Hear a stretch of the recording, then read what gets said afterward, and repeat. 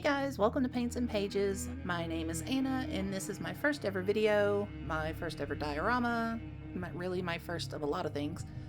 But I managed to make my Celestial Guardian in about 18 hours with a lot of materials that I already had on hand. So while I'm not a videographer, and I apologize for that, I did learn a lot of things, so hopefully my next videos will be better. But just sit back, and if you want to watch me paint her and make this diorama, just keep watching.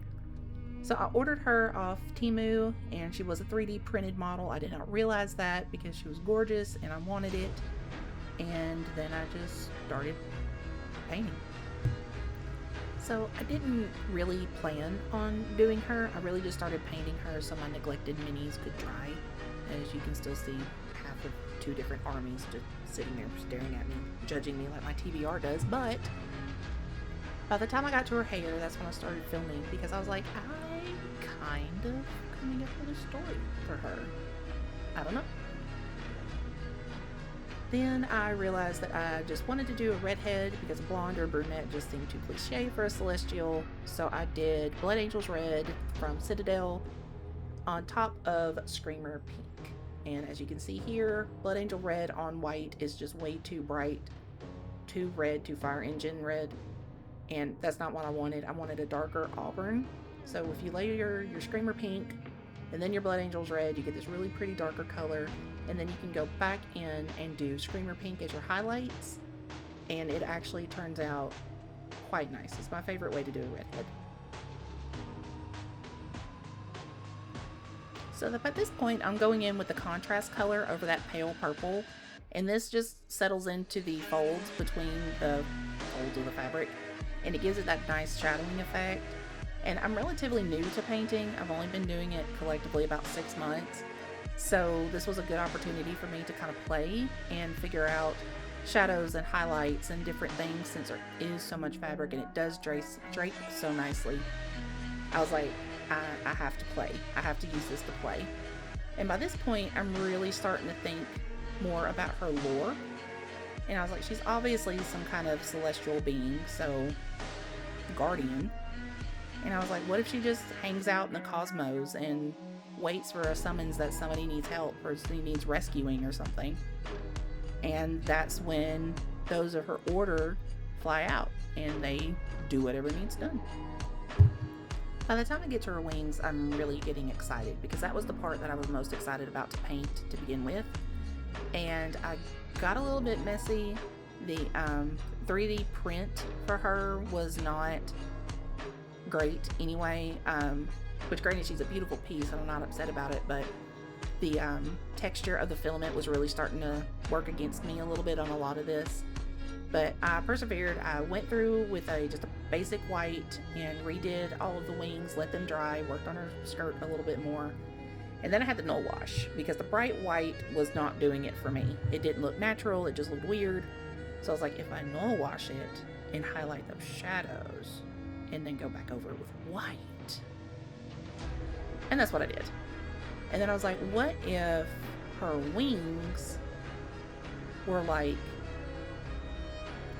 they represented her power somehow? Like, obviously she is what she is.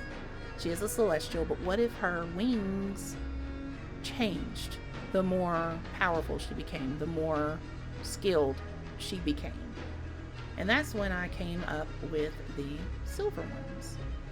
So the oldest and most powerful of her order are the silver ones, because they have solid silver wings. Because the more battles you survive and the more your power grows, the more silver enters the tips of your wings. So I went in with the lead belcher and I actually started tipping some of the feathers of her wings. I didn't want to do all of them. I didn't want to do a lot. Her power is obviously starting to grow, so it is starting to seep into the tips of her wings. And at this point, the only thing I had to do was do this 5 more times, front and back, and make sure they were even. I didn't make it that far at this point, but look how pretty that is. I was really excited about how just the silver tips came together, and it just made a lot more sense. It made sense for her lore, it made sense for the wings. They weren't just this flat white anymore. And I was just really satisfied with how this part turned out. And at this point, I'm like, I can't just set her on a shelf and like leave her there. I have to do something with her, right? So here she is in all of her completed glory with her silver tipped wings. She has obviously been through many battles. Her power is getting quite strong. She's still one of the younger ones, still new to the fight. But as you can see, her experience is showing in the tips of her wings. But what am I going to do with her now?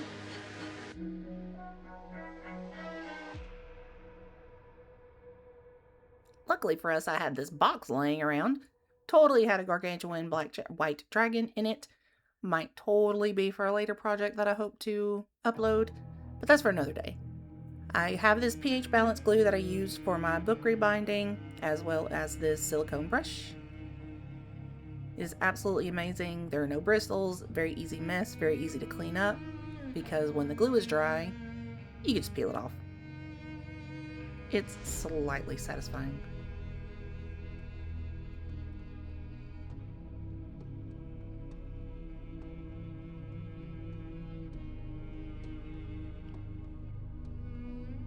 Also, a glass ramekin for your glue, because same thing, you can just peel it out and throw it away when it's dry, and you don't have to worry about cleaning up a whole bunch of sticky glue.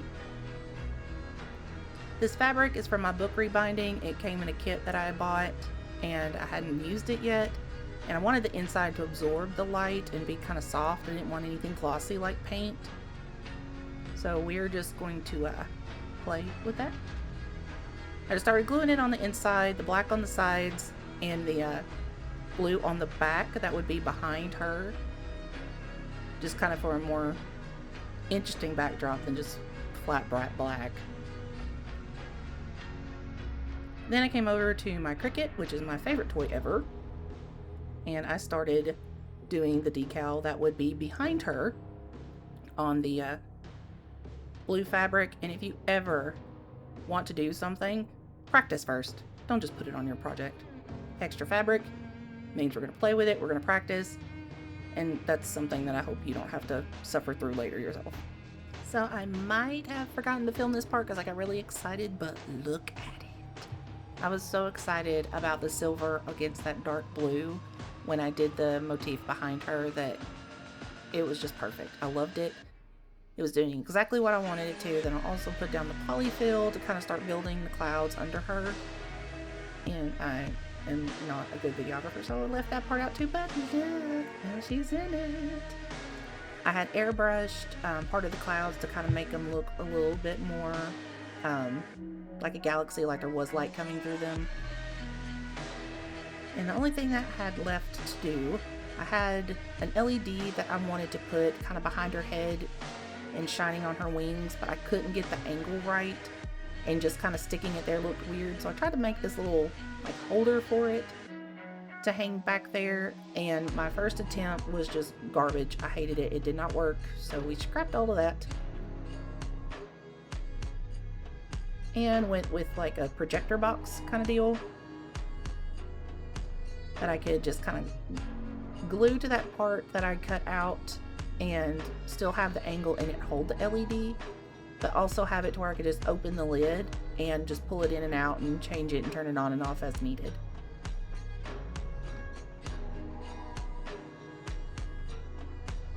See my little Ritz cracker box starting to take shape.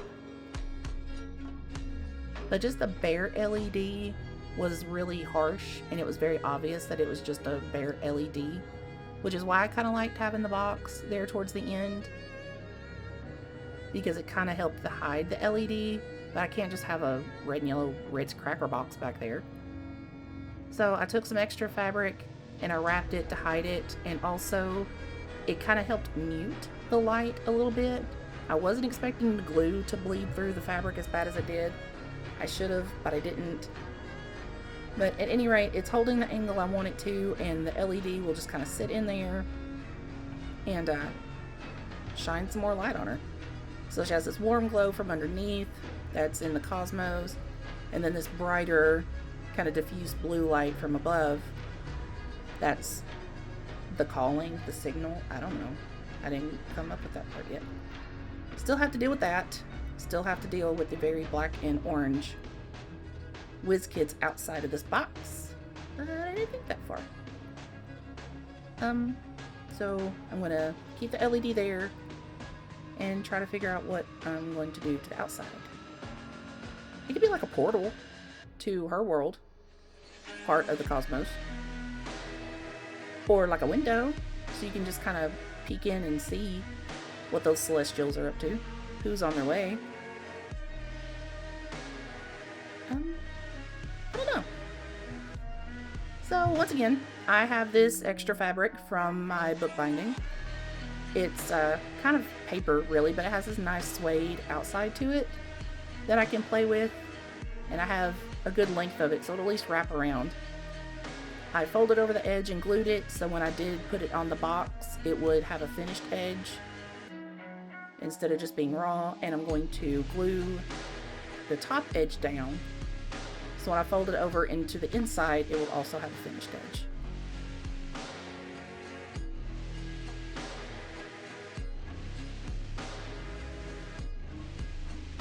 And I have a new airbrush. I have not used it yet. I'm about to unpackage it, and then I wanted to play with another idea.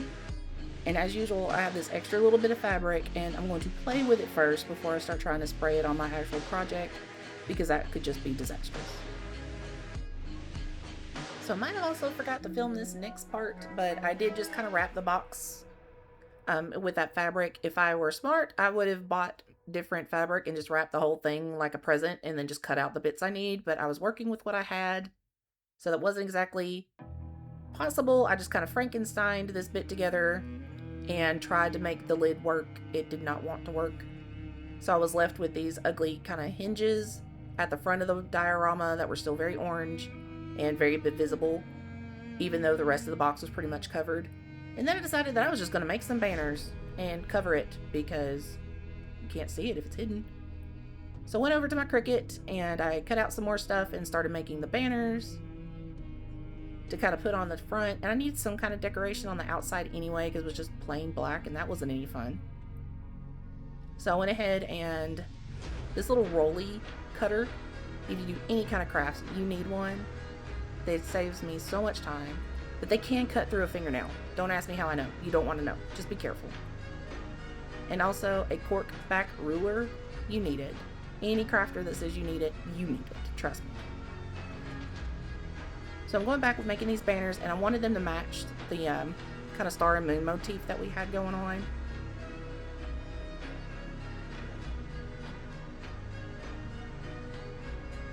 So I used that same blue velvet and the same silver so it would match, and just started making little banners. Ta-da!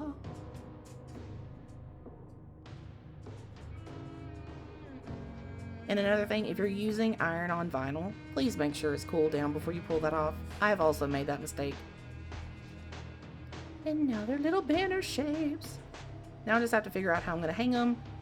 So I folded over and glued the raw edges of my banners. And if you want a preview for my next video, it's going to be a rebind of One Dark Window. This vinyl's been sitting here forever just kind of staring at me, but I've been waiting on new fabric so I can make the new cover. So hopefully this will finally have a home and not just be piled up here. Anywho, so I'm evening up the banners, trying to make them look as even as I can, and I'm like, how am I going to hang them? So I just took a popsicle stick and I was like, I'm going to make curtain rods, because hello. And because I'm such a great videographer, you can totally see the top of the box where I am about to paint the orange black, so it's more hidden, and then I just kind of glue the banner in front of the hinge, so the top will still open but you can't see it, because I mean it is really kind of sloppy. At this point I wanted to bring more of the inside out and decorate the box, so I started airbrushing clouds. My translucent colors actually worked really well. They did kind of fade a little bit as they dried, but I wasn't that mad about it because it actually did turn out pretty good considering how shabby my box looks. But it's okay. It's my first one. I'm learning. But look at my clouds. I'm kind of proud of them.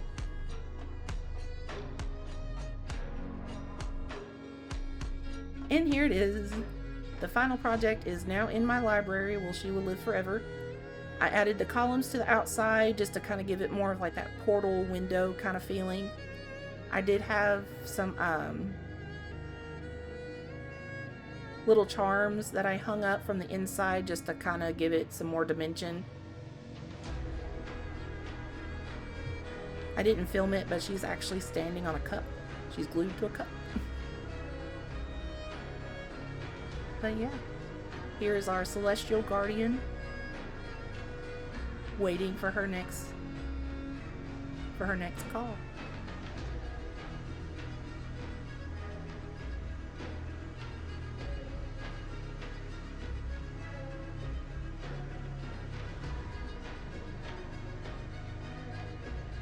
Anyway, I hope you guys really enjoyed this video, and if you stuck with me for this long, thank you so much. And hopefully I will figure out more about how to film and what to do so my next one won't be so sloppy.